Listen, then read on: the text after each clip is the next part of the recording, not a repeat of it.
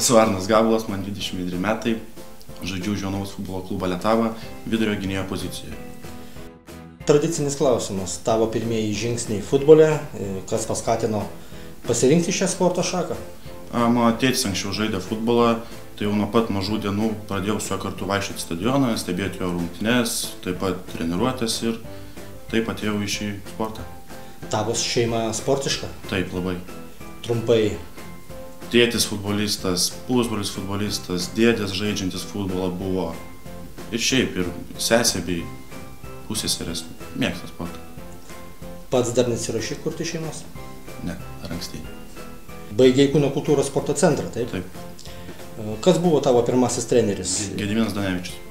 Nuo kelių metų pradėjai žaisti Lietavoje. Lietavoje pradėjau žaisti būdamas 18 ar 17, bijau sumeluoti. Žinau, kad nuo 2012 metų. Užbaig sakinuką, jei ne futbolas tai.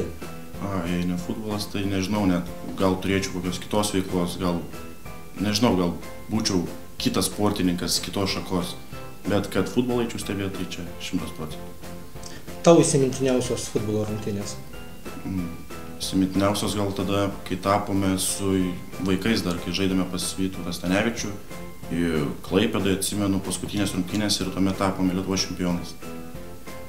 Ką be futbolo veikia gyvenime? Be futbolo užsiimu prie automobilių, šioks toks dažymas, remontavimas, automobilių hobis. Kaip vertini iki šiol nueitą Lietavos futbolo klubo kelią?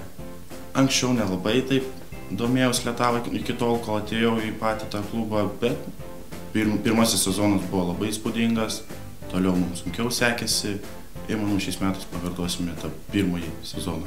Tai tikėsi tapti nugalėtoju? Taip, tikrai. Sėkmės, dėkui už pokalbį. Dėkui.